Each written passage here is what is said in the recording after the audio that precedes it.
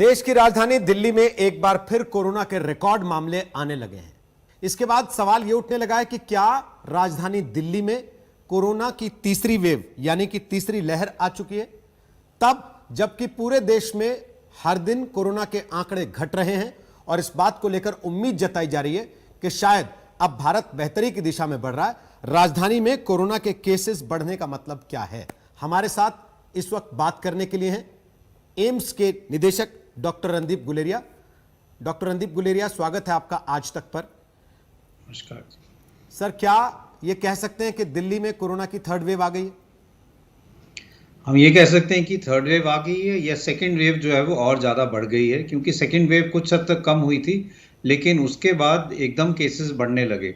तो second wave ही अभी पूरी तरह से थमी नहीं है, इसलिए हम यही कह सकते हैं कि अब केसेस फिर से बढ़ने लगे हैं। पिछले हफ्ते में हम एक राइजिंग ट्रेंड देख रहे हैं और हमारे केसेस 5000 से ज़्यादा पर दिन बढ़ गए हैं और ये एक चिंता का विषय है। डॉक्टर साहब, जब हम पूरे देश में ये कह रहे हैं कि कोरोना घट रहा है, पहले लगातार 75-80 हज़ार केस आने लगे थे एक दिन में, अब वो 47-48-50 हज़ार तक हो रहे हैं। ऐसे में राजधानी में राइजिंग ट्रेंड का मतलब, इसके पीछे कोई खास कारण आप देखते हैं? इसके पीछे दो तीन कारण हो सकते हैं। एक कारण तो यही है कि जैसे जैसे हमारा लॉकडाउन खुला है, लोगों में जितना प्रिकॉशन रखने चाहिए थे, स्पेशली शहरों में जहाँ पे क्राउडिंग ज़्यादा होती है, वो नहीं रखे गए। और चाहे हम बाज़ार की बात करें, चाहे हम फंक्शंस की बात करें, शादियों की बात करें, तो कोविड अप्रोप्रिएट बिहेवियर जो हम कहते हैं कि आप मास्क अपना पूरा लगा के रखें, अपनी दूरी फिजिकल डिस्टेंसिंग रखें, वो शायद इतनी अच्छी तरह से यहाँ नहीं किया गया। दूसरा ये बात भी सही है कि थोड़ा मौसम दिल्ली में और नॉर्दर्न इंडिया में ठंड का तरफ जा रहा है और ठंड में हमने ये देखा है कि दो चीज़ें होती हैं। एक तो वायरस जो है वो हवा में ज़्यादा देर तक सर्वाइव करता है और इसलिए इन्फेक्शन के चांसेस बढ़ जाते हैं, और दूसरा ठंड में लोग अंदर ज़्यादा रहते हैं, बाहर कम रहते हैं और अंदर रहने से क्राउडिंग ज़्यादा होती है, लोग साथ इकट्ठे बैठते हैं और वायरस का फैलना एकदम ज़्यादा हो जाता है। तो एक चीज और है कि पोल्यूशन जो है वो भी बढ़ रहा है और ये कई स्टडीज ने ये शो किया है कि पोल्यूशन के साथ दो चीजें होती हैं। एक तो केसेस भी बढ़ सकते हैं क्योंकि वायरस जो है पोल्यूटेंट्स के साथ जुड़ के ज़्यादा देर तक हवा में रह सकता है, और सीरियस केसेस भी बढ़ सकते हैं क्योंकि पोल्यूशन भी फेफड़े पे असर करता है और वायरस भी फेफड़े पे असर करता है। तो आने वाले दिन और ज़्यादा चिंताजनक हो सकते हैं, खासतौर पर दिल्ली में, क्योंकि पॉल्यूशन जब बढ़ता है तो एक बड़े तबके के लोगों को सलाह दी जाती है कि आप घर में रहिए, आप बाहर मत निकलिए। उनके लिए बाहर निकलना भी खतरनाक है और घर में रहना भी खतरनाक है। बिल्कुल सही, इसीलिए हम ये कह रहे हैं कि अब हम सबको इस साल, चाहे वो पोल्यूशन की बात करें, चाहे हम कोविड अप्रोप्रिएट बिहेवियर की बात करें, सर्दियों के मौसम में बहुत ध्यान रखने की ज़रूरत है, क्योंकि अगर हम ये नहीं करेंगे तो इस साल जो केसेस हैं पोल्यूशन के कारण और कोविड के कारण वो एकदम ज़्यादा बढ़ सकते हैं और हमारे हेल्थ केयर सिस्टम पे काफ़ी हद तक स्ट्रेन पड़ सकता है। आपने खुद कहा कि लॉकडाउन अब खुल रहा है, तो उसकी वजह से जैसे जैसे लोग नॉर्मल प्रैक्टिसेस की तरफ बढ़ रहे हैं, उससे कोरोना से ध्यान हट रहा है। हम बाहर निकलते भी हैं तो देखने में लगता है बेफिक्री देखकर लोगों की कि शायद अब कोरोना को लेकर उतनी चिंता नहीं है, पर जिस फेस्टिव सीजन की तरफ हम जा रहे हैं डॉक्टर साहब, उसमें तो भीड़ और बढ़ती है।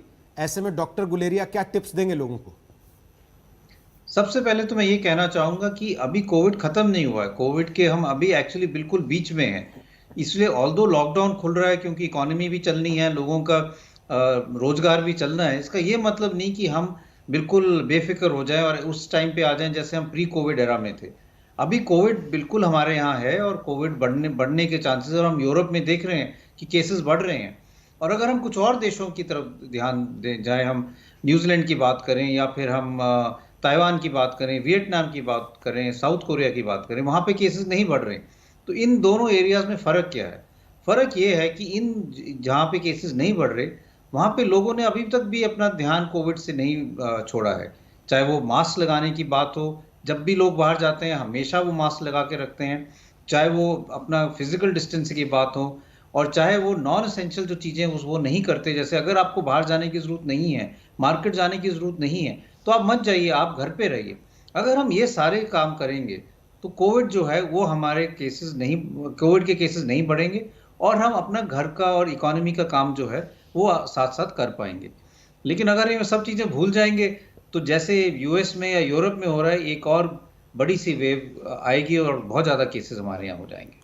आपको लगता है हिंदुस्तानी ज़्यादा लापरवाह हैं या फिर पूरी दुनिया में यही फिनोमिना, सभी लोग लापरवाही कर रहे मुझे हैं? मुझे लगता है कि कुछ हद तक कोविड फटीग हो गया है, और कुछ हद तक लोग ये सोच रहे हैं कि अब बहुत टाइम से हम घर में बैठे रहे हैं, इससे ज़्यादा हम नहीं बर्दाश्त कर पाते, अब बाहर जाते हैं, मिलना शुरू करते हैं, और वो नहीं, इस प्रॉब्लम को नहीं समझ रहे।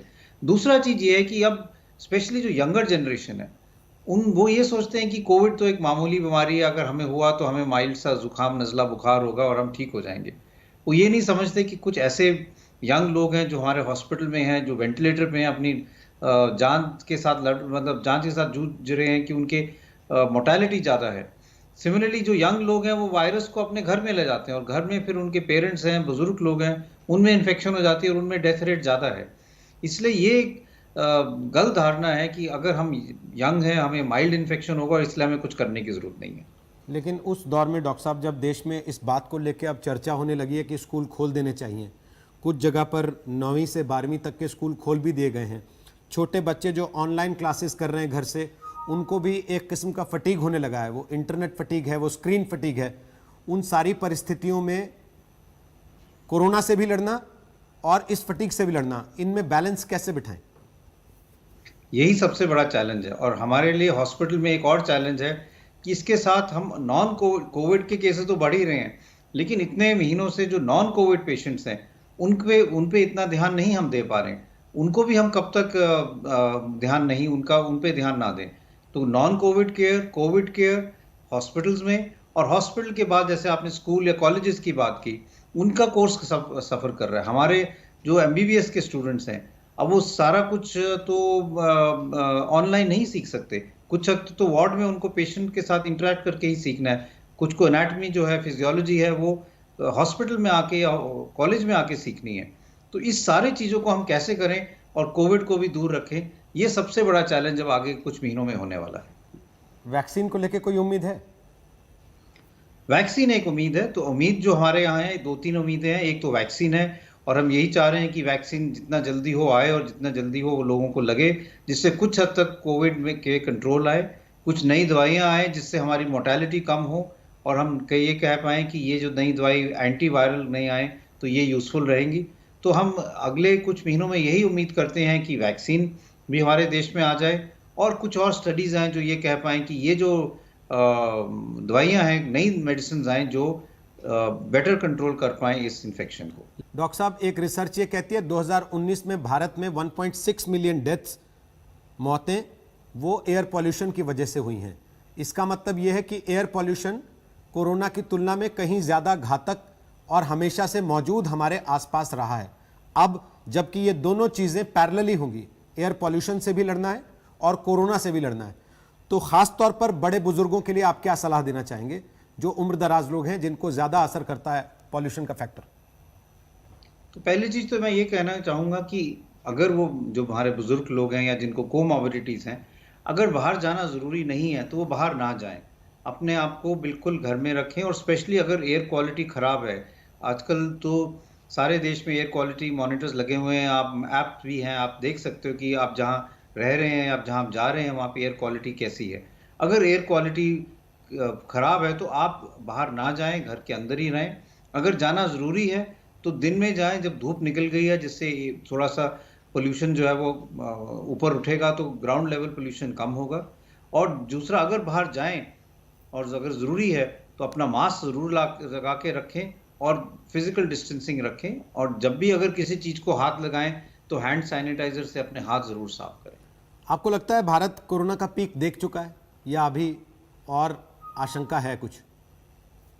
ये तो लोगों पे डिपेंड करेगा। केसेस हमारे भारत में कम हो रहे हैं, लेकिन अगर फेस्टिव सीजन में हमने अपना पूरा ध्यान रखा और हमने कोविड अप्रोप्रिएट बिहेवियर रखा और केसेस ये कम होते रहे और दिवाली के बाद तक भी केसेस कम हुए, तो हम ये कह पाएंगे कि हमारा पीक खत्म हो गया है।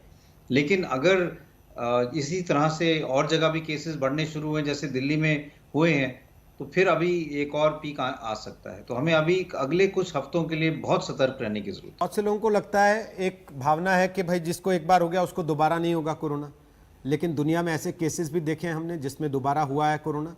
तो इस चीज को लेके आप कुछ बताना चाहेंगे लोगों को? ये अब रिपोर्ट हो रहा है, ऑल्दो अभी काफी कम केसेस हैं और इसमें रिसर्च चली हुई है कि कुछ हद तक कई लोग ऐसे डायग्नोज हो रहे हैं जिनको कोरोना एक दफा हो चुका है और उनकी इम्यूनिटी कम हुई और उनको फिर से कोविड हो गया। और ये पूरी साइंटिफिक स्टडी के बाद रिपोर्ट हुआ है कि कुछ केसेस में ऐसे हो सकता है। इसलिए इसका ये मतलब है कि स्पेशली ये देखा गया कि जिनको शुरू में माइल्ड कोविड हुआ है, उनकी इम्यूनिटी इतनी ज़्यादा स्ट्रांग नहीं होती और वो जल्दी 3-4 महीने में कम होने लगती है और उनको फिर से इन्फेक्शन होने के चांसेस हो सकते हैं। तो इसीलिए यही एक और मैसेज है कि अगर आपको कोरोना हो गया है तो इसका ये मतलब नहीं कि अब आप बिना मास्क के बाहर घूम सकते हैं। आपकी इम्यूनिटी आस्ता आस्ता कम हो सकती है और फिर से इन्फेक्शन होने के चांसेस भी हैं। ऑल्दो इस पे और रिसर्च करने की ज़रूरत है कि कौन से वो लोग हैं जिनमें ये ज़्यादा चांसेस हैं और उनमें हम क्या और चीज़ें कर सकते हैं जिससे उनको फिर से इन्फेक्शन ना हो। ये साफ हो पाया कितने महीने तक इम्यूनिटी रहती है? कुछ लोग कहते हैं 3 महीने तक एंटीबॉडीज रहते हैं एक्टिव, आपको दोबारा होने में उतने चांसेस नहीं होते, लेकिन 3 महीने के बाद ज़्यादा चांस हो जाते हैं। कुछ टाइम फ्रेम है इसका? तो अभी तक जो डेटा आया, देखिए अभी तो जो पैंडेमिक है इतना उसको 9-10 महीने ही हुए हैं, लेकिन अभी तक जो डेटा है उसमें ये तो क्लियर है कि एटलीस्ट 3-4 महीने तक तो आपको डेफिनेटली प्रोटेक्शन रहता है। उसके बाद किसको प्रोटेक्शन ज़्यादा टाइम के लिए रहता है और जिसका इम्यूनिटी आस्ता आस्ता कम होने लगती है वो कहना मुश्किल है। तो कम से कम 3 से 4 महीने तो हम डेफिनेटली कह सकते हैं कि सब लोगों को प्रोटेक्शन रहता है और हो सकता है कि उससे ज़्यादा भी कई लोगों को रहता हो, लेकिन वो अपने अपने इम्यून सिस्टम पे डिपेंड करेगा। जितने भी वैक्सीन को लेकर ट्रायल हो रहे हैं भारत में भी और दुनिया में भी, यकीनन आप उन सब पर नज़र लगातार रखे हुए होंगे। आप कब तक उम्मीद कर रहे हैं वैक्सीन की? तो वैक्सीन के 2-3 चीज़ें समझना बहुत ज़रूरी है। एक है कि वैक्सीन सेफ होनी चाहिए, उसके खुद अपने साइड इफ़ेक्ट्स नहीं होने चाहिए। दूसरा है कि इम्यूनोजेनिक होनी चाहिए। इम्यूनोजेनिक मतलब जब हम उसके फेज़ 2 स्टडी करते हैं तो हम देखते हैं कि वो खुद वैक्सीन जब किसको लगती है उसमें अच्छी एंटीबॉडीज़ बनती हैं। लेकिन उसके बाद 2 चीज़ें और देखनी होती है कि वैक्सीन एफिकेशियस है। एफिकेशियस जो फेज़ 3 ट्रायल अभी चल रहे हैं कि हमने वैक्सीन लगाई और फिर देखा कि इन लोगों को इन्फेक्शन जो है नहीं हुआ या कम हुआ या इतना सीरियस नहीं हुआ। लेकिन उसके बाद एक और चीज़ देखनी होती है, वैक्सीन इफेक्टिव कितनी है, रियल लाइफ सिचुएशन में उसका क्या फ़ायदा है। उसका ये मतलब हुआ कि अभी हमने कुछ लोगों को वैक्सीन देके देखा कि वो इफेक्टिव है, एफिकेशियस है, लेकिन कुछ ऐसे लोग हैं जिनकी इम्यूनिटी कम है, जैसे जिनको शुगर की बीमारी है या बुजुर्ग लोग हैं, तो उनमें भी क्या इतनी प्रोटेक्शन मिल सकती है या नहीं। दूसरा ये इंपॉर्टेंट समझने की बात है कि जो वैक्सीन हमारे पास आएगी, जो सबसे पहले आएगी, हो सकता है कि सबसे बेस्ट वैक्सीन वो ना हो। तो हमें अपनी रिसर्च पूरी करनी है, क्योंकि जैसे हम कह ही रहे हैं कि हो सकता है जो वैक्सीन आई है वो इम्यूनिटी कुछ महीनों के लिए ही देती है, बाद में हम हाँ एक और वैक्सीन हमारे पास आए जो हम कहें ये ज़्यादा इम्यूनिटी देती है। तो वैक्सीन जो आ रही है उसमें जो रिसर्च चल रही है वो ऑनगोइंग होनी चाहिए, जिससे not only the first vaccine का ये मतलब नहीं कि वो बेस्ट वैक्सीन है। तो इसलिए हमें ये भी देखना पड़ेगा कि आगे जाके हमारी वैक्सीन स्ट्रैटेजी कैसे होनी चाहिए। हमें वैक्सीन दूसरी वाली चेंज करने की जरूरत पड़े अगर बेटर वैक्सीन आ जाए, और जैसे हम बात कर रहे थे कि कितनी देर तक इम्यूनिटी रहती है, तो हमें ये वैक्सीन फिर से कब लगानी पड़ेगी। बहुत बहुत धन्यवाद डॉक्टर रणदीप गुलेरिया, आज तक पर आने के लिए समय निकालकर। इस तमाम परिस्थिति में भी जब कोरोना से लड़ाई लड़ रहे हैं तमाम डॉक्टर्स, आप आए हमारे दर्शकों के सामने, अपने सारे सवालों के जवाब दिए और लोगों को ये नसीहत साथ साथ कि एक तरफ प्रदूषण और दूसरी तरफ कोरोना, इस सब के बीच में जिंदगी सबसे बेहद अहम है। त्योहार मनाइए, लेकिन सावधानियां बरतते हुए, जो लगातार आपको डॉक्टर्स की तरफ से और सरकार की तरफ से बताई जा रही है। नमस्कार, मैं हूं अंजना ओम कश्यप। हमें उम्मीद है ये वीडियो आपको पसंद आया होगा। लेटेस्ट खबरों के लिए यूं ही देखते रहिए आज तक, और इस वीडियो के पसंद आने पर लाइक, शेयर एंड सब्सक्राइब करना ना भूलें।